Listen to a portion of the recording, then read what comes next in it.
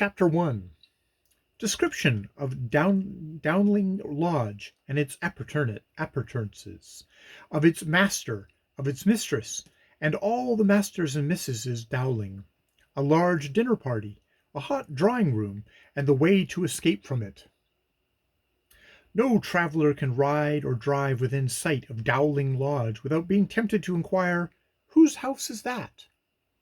Its form, indeed, a very striking object on the right of the London road, as the high hill rises gradually and overlooks the town of Ashley, one of the busiest in Lancashire, to the left, for although the trees about the mansion are not yet of sufficient growth to make it picturesque, its lofty portico, well proportioned wings, and commanding site render it an ornament to the neighbourhood for miles around. Those who are admitted to a nearer view of the house, and, for the convenience of the public, every Wednesday is set apart for its being shown, will find still more to admire than such as see it only from a distance. It has its park and its pinery, conservatories which cause the mercury in the thermometer, when paraded through them, to run up to the cocoa ripening heat of the tropics, and ice houses that would bring it down again to the temperature of Bering Straits. It has 3 drawing rooms, 2 dining rooms, a great library, all full of new books, as many bedrooms, dressing rooms, and boudoirs as a great man's house ought to have, and a study besides, Sir Matthew Dowling's own private study. This delightful little apartment is small, not more than 12 feet square, but nothing can be more agreeable and convenient. It opens by one door from the great hall of entrance, and by another communicates through a long stone passage with the offices of the mansion, enabling the knight to receive, without interruption, not only his overlookers, Sir Matthew being the proprietor of many cotton mills, but his coachman, gardener, bailiff, and whoever else he might wish to transact business with. Of the fitting up of this princely mansion, it is only necessary to say that it is done in a spirit of emulative imitation, which renders it fully equal, in this respect, to the most finished private dwellings in Europe. The furniture is uniformly rich throughout, the picture frames in the best style of art, Saxony carpets in the drawing rooms, Turkey ditto in the dining room, Brussels in the bedrooms, and indeed not a single inch of Kidderminster anywhere, except in the garrets. I will not attempt to state the amount of Sir Matthew Dowling's wealth. Cocker himself would have found it a laborious task to make the calculation, and it is sufficient for the gratification of all reasonable curiosity to say, that throughout the whole line of that Golconda country, which, being the busiest of the manufacturing districts, is probably the richest in the world, there was not any one who could vie in wealth with him. In a word, he shone amidst his rich neighbours like a golden sun surrounded by silver moons. But Sir Matthew was a superior man in all ways. He was 6 feet 2 inches in height, and stout in proportions, with hands and feet that might have sufficed a giant. His intellectual gifts were also of no ordinary character. He liked well enough, perhaps, to stand pre-eminent in the commercial estimation of his neighbours, but so enlightened was his spirit that he liked better still to shine before their eyes as a man of taste, a literary and accomplished gentleman, a speaker of modern languages, a critical French scholar, a playful votary of the muses himself, and a universal Manius to all who wielded a pen in their service. But beyond all else, Sir Matthew valued himself upon his reputation for the lighter graces of wit and gallantry. He sought to make himself into something of a delightful mixture between Killigrew and the Count de Grammont, and there was no receptacle of wit from Joe Miller downwards, no gallant memoirs in an audible tongue, that he did not study with assiduity and perseverance of the highest order. He was often heard to declare that he loved nothing so well as the promotion of mirth and light-heartedness among his fellow creatures, but tragedy and comedy often walk through the world hand in hand together, and their alliance may be traced without difficulty in the career of Sir Matthew Dowling. The wife of this prosperous gentleman had also many admirable qualities. She was not one of the idle gossipers who delighted in chattering about their own concern to everyone who will listen.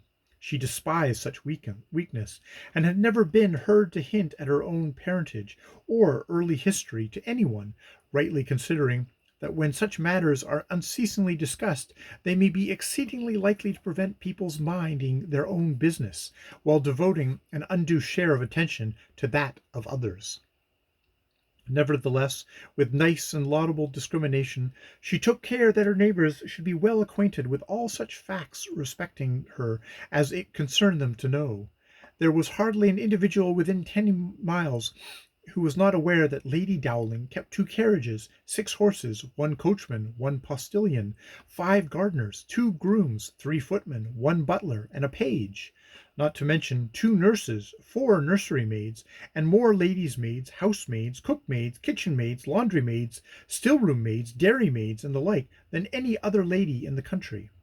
Neither could any be ignorant that, except in the article of jewels, her wardrobe might vie with that of any duchess in the land, and all might see, moreover, that she was comely still, both in form and feature. She conversed with great ability on all subjects connected with fashionable life, and though some few carping critics thought she was too apt to diversify the monotony of the English language by indulging in some remarkable variation from its ordinary laws, nobody, or scarcely anybody, attempted to deny that she was on the whole a very charming woman.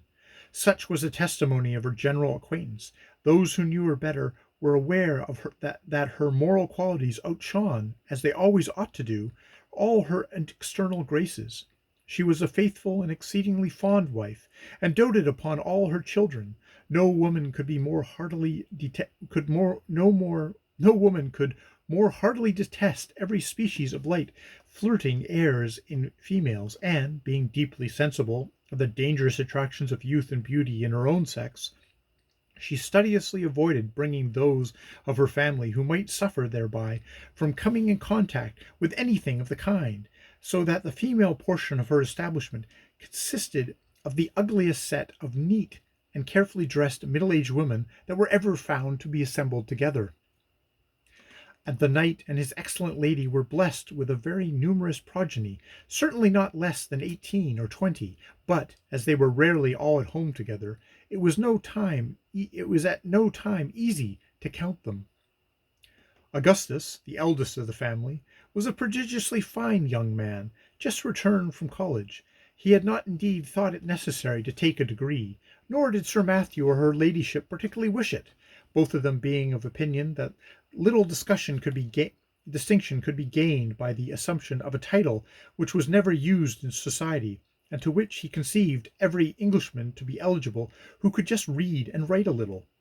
But as, on all points that concerned the interest of his eldest son, Sir Matthew was too deeply interested to run any risk of blundering, he did not give his consent for the return of Augustus without his having gone through this idle academic ceremony, till he had paid a visit to the rector of his parish, to elicit from him some information on the subject. "May I ask, sir," said Sir Matthew abruptly, "what degree you took at the university?" Mr. Hetherington was a new incumbent, and might, perhaps, have been a little affronted at a question which, by the blunt manner of it, seemed almost to insinuate a doubt whether he had taken any degree at all. But, though a good man, and an excellent clergyman to boot, he had a strong taste for humour, and had already discovered that his neighbour at the great house was rich in more ways than one. It was, therefore, with the utmost civility that he answered, "My degree, Sir Matthew, was that of Master of Arts." "And pray, sir, what does it give you any title by which you can be distinguished as in any way a superior sort of person in society?" "I am afraid not, Sir Matthew," was the reply. "I thank you, sir, for your sincerity," rejoined the knight. "It was important that I should ascertain the truth on this point. You are, then, never addressed in company as Mr. Master of Arts, or anything of that kind?" "I have never yet, Sir Matthew, met any one of sufficient politeness to do me that honour," replied Mr. Hetherington gravely. "And I suppose you have lived in very respectable society?" "Very decent society, very decent, Sir Matthew," replied Hetherington, whose mother was the daughter of a distinguished nobleman. "Good morning, sir. I shall be happy to see you at Dowling Lodge. That is to say, sir, if your gown does not lead you to object to elegant amusements. I love science, Mr. Hetherington, and I am indeed devoted to everything intellectual, but, notwithstanding this, I am a worshipper at the shrine of grace and wit, and could not exist among people who do not relish the lighter embellishments of society." "I shall be happy, Sir Matthew, to share in your gayer hours, provided I am fortunate enough to find that you have no objections to profit by my graver ones," replied the clergyman. Sir Matthew returned from this visit well pleased with the new rector. Mr. Augustus was immediately comforted by a letter informing him that he might call in his accounts and prepare to leave the university as soon as he pleased, and within 10 days after receiving it, the amiable young man was restored to the bosom of his family. Next to this primal hope of the Dowling race came 3 young ladies between the ages of 17 and 21, the 2 eldest of them being as like as 2 peas, the third like nothing on earth but herself. Then followed several young gentlemen, who were placed at different fashionable schools, for Sir Matthew, who was a man of very enlarged mind, declared it to be his opinion and his principle that the patronage of such a fortune as his should be extended as widely as possible. After these young gentlemen came, one after the other, with an interval of about 11 months between them, ever so many little girls, who, for the present, were all educated at home, having a particularly clever French governess. All the rest were nice little children of different degrees of babyhood, the dear little girls being remarkable for their long plaited hair, short frocks, and bellowed trousers, and the dear little boys for the manly bustle which they wore their Scotch bonnets and plaided tunics, which, considering that neither Sir Matthew nor his lady had ever been in Scotland in their lives, showed great enlargement of national feeling. Altogether, it was considered to be the finest family ever seen. It happened upon a broiling day about the middle of July, during one of the hottest summers England had ever known, that Sir Matthew and Lady Dowling entertained a party of distinguished fashionables at dinner. It may have been remarked by those who study such subjects that there is a difference between a dinner party given at such grand mansion as that of Sir Matthew Dowling, and one at a dwelling of perhaps not a quarter of the size, where the owners are of a different order of the aristocracy, having a longer pedigree and a shorter purse. At both, probably, the banquet will be a costly one, yet the entertainment will come off in a manner as unlike as possible to the other.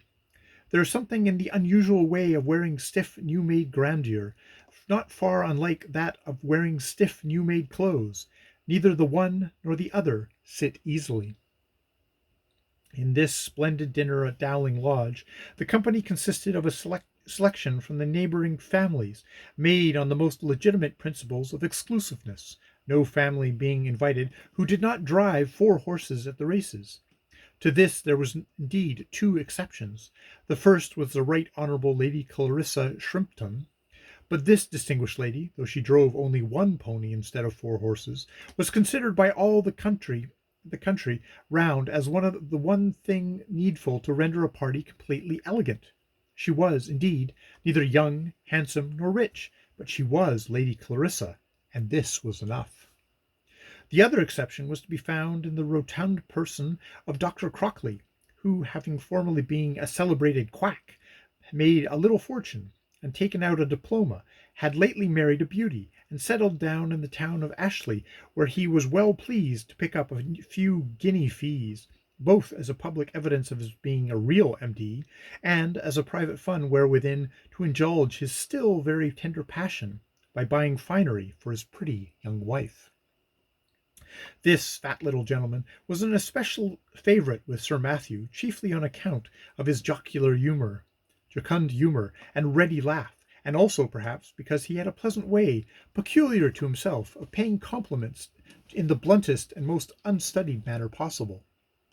But, notwithstanding the presence of all these distinguished persons, the dinner moved on very slowly. Sir Matthew, indeed, was as brilliant as it was possible for any man to be under the circumstances, and Lady Clarissa, who did not scruple to declare that she was very partial to him, listened to all he said to her with as much attention as at least any lady could be expected to do, who was making one of a 16 at a dinner, where there were an equal number of dishes of hot meat reeking upon the table, and the thermometer standing at 87 degrees.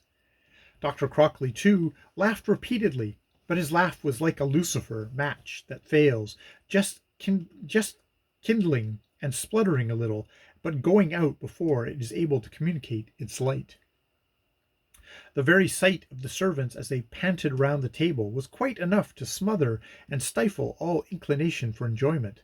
Their shoes creaked, their faces shone, ice became water, the salad looked as if it were stewed, the cucumbers seemed to have fainted away, the prodigious turbot smelled fishy, and its attendant lobster sauce glowed not with a deeper tint than did my Lady Dowling's cheek as her nose caught the unfragrant gale. In short, it was a great dinner in the dog days, and no more need be say of it. Great was the inward satisfaction of every guest when at last Lady Dowling rose and gave a signal that the party was to be divided in half. The languid ladies welcomed the coolness of the marble hall as they passed through it, and the gentlemen gazed eagerly at the butler as he brought forward a fresh supply of claret and reinforcement of ice. But the enjoyment of neither party lasted long, for Lady Dowling was too grand and too solemn not to marshal all her company into her fine drawing-room, where they were all ceremoniously deposited on satin sofas, amidst swelling pillows that might have defied the frosts of January, while 7 or 8 hot-looking children were commanded to walk around the circle and kiss everybody. Nor did the gentlemen fare much better, for scarcely had the drawing-room door closed after the ladies, before the shining bald head of Dr. Crockley stretched itself up nearly to level with the long-backed Sir Matthew's breastpin, whilst, with a very ominous sort of growl making itself heard before his lips opened, he first precluded and then uttered the following speech. "I don't like it, Sir Matthew. I don't like this business at Weaver's Arm." "What business, doctor?" replied his friend sharply. "Why, this meeting, Sir Matthew. I can't get the notion of a strike out of my head." Every chair was drawn towards the little doctor. Nobody had heard a word of it. "Well, gentlemen, perhaps I'm mistaken. Perhaps there has been no meeting," resumed the friendly doctor. "God knows, I don't wish to spoil the enjoyment of this delightful hour, but at any rate, my good friends, it is well for you to be on the lookout." Then, lowering his voice, he muttered, as near to the ear of Sir Matthew as he could reach, "I know that your people are meeting, indoors and outdoors, but you are such a good, generous, kind-hearted creature, that I dare say we shall hear before long of your having done some damned good-natured thing or another, and that perhaps will set all right. Who knows?" Sir Matthew gave an almost imperceptible nod, and pushed on the claret jug, but the gaiety of the party had been effectually checked, and it was not long before the second richest man in the company, Sir Matthew, of course, being the first, said, "I do think and believe, Sir Matthew, that my lady's coffee will do more to cool us than your wine." The opinion was not opposed, and, much earlier than usual, the gentlemen rose and followed the ladies. But this movement did not appear greatly to increase the enjoyment of either party. It was near 9 o'clock, but the heat continued to be most oppressive, and the company being for the most part massive in all ways, their union produced more additional caloric than gaiety. The whole process seems to have the power of turning the hours into molten lead as they passed, a portion of which appeared to drop and weigh heavily on each individual head. In vain Sir Matthew made the circuit of the company, pausing in front of either of the richest or handsomest ladies, as duty or inclination preponderated. In vain he uttered his newest puns and freshest bonbons. Not one of them had the strength to laugh, beyond a little feeble he, and even that was evidently a painful effort. Things were in this state when Lady Clarissa Shrimpton suddenly arose from the silken couch amidst whose pillows she was embedded, and, without explaining her attentions to my Lady Dowling, or to anyone else, darted through the open French window and out upon the well-shaven lawn. Had it been possible that any one in the room could have been ignorant of the rank of Lady Clarissa, he must have from that moment have felt an innate conviction that she was somebody, for nobody who was not somebody could have ventured upon so daring an escapade from such a solemn presence chamber. The effect it produced was electric. Sir Matthew darted across the room with the eagerness of a man of gallantry and gaiety. He piqued himself upon being, of all the great men in the neighbourhood, the one upon whom Lady Clarissa bestowed the most attention. His estimate of the outward advantages of his extensive person were indeed not a low one, and despite all his lady could do to crush such an odious idea, he was conscious that he was devoted to the fair sex, and flattered himself that the fair sex was not ungrateful. In fact, his general manner to ladies had a good deal of what in female slang is called swaining. But to Lady Clarissa it was certainly something more. Had she been simply Miss Shrimpton, it is probable that, notwithstanding her great mental advantages, she would have never been exposed to the danger of this fascinating distinction, for she was nearly 40 years old, had a sharp nose, and was deplorably thin. But Sir Matthew was not a man to be insensible to the charm of getting talked of in the neighbourhood about his devotion to Lady Clarissa, anybody, even had she been a skeleton with a Gorgon's head. There was, however, independently of her bewitching title, a charm in her conversation and character to which the knight was peculiarly sensible.